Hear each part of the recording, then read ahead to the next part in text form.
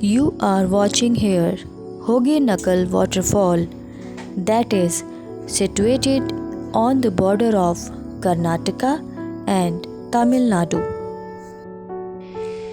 The meaning of Hogenakkal is smoky rocks, and it is just because when Kaveri river gushes down with force resembles like smoke from the rocks. Carbonatite rocks in the site are considered to be the oldest of its kind in South Asia and one of the oldest in the world.